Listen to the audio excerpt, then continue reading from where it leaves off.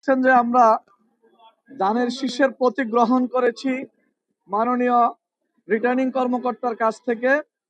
আমাদের ঢাকা 16 আসনের প্রার্থী আমিনুল হক, আমি কামাল হোসাইন খান, জনাব আমিনুল হকের নির্বাচনী এজেন্ট। আমার দুই পাশে আমাদের দানের শীষের প্রস্তাবকারী সমর্থনকারী রয়েছেন।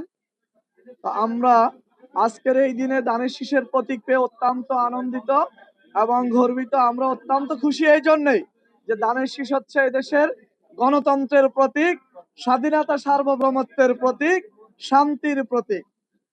এই ধানের শীষ হচ্ছে আগামীর রাষ্ট্র বিনির্মাণের, আগামীর যে কল্যাণকর রাষ্ট্র গঠন করা হবে, তারেক রহমানের নেতৃত্বে যে রাষ্ট্র গঠিত হবে আগামীর জাতীয় সংসদ নির্বাচনে, এই দেশের আপামর জনসাধারণের ভালোবাসা, দোয়া এবং সমর্থন নিয়ে সে যে আদর্শ কল্যাণকর রাষ্ট্র গঠিত হবে, এই দানের শীষ হচ্ছে সেই কল্যাণকর রাষ্ট্রের প্রতীক। আমরা অত্যন্ত আত্মবিশ্বাসী যে 17 বছর পরে বাংলাদেশের সাধারণ মানুষ সুন্দর সুশৃঙ্খল ভাবে স্বাধীনভাবে তাদের মতামত প্রকাশের একটি সুযোগ পাবে আগামী 12ই ফেব্রুয়ারিতে। সেই সুযোগটিকে মানুষ দানের শীষ প্রতীকে তাদের মতামত ব্যক্ত করে এই দেশকে একটি কল্যাণকর রাষ্ট্র হিসেবে উপহার দেওয়ার জন্য তারেক রহমানের প্রতি আস্থা রাখবে।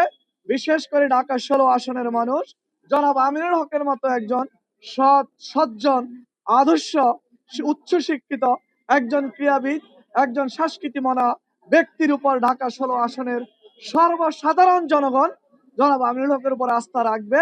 সেই আস্থা এবং বিশ্বাসের কারণে আগামী 12ই ফেব্রুয়ারি জনাব আমিনুল হককে ধানের শীষের প্রতীকে ভোট দিয়ে বিজয়ী করে ঢাকা 16 আসন সহ সমগ্র বাংলাদেশের মানুষের সেবা করার সুযোগ করে দিবেন।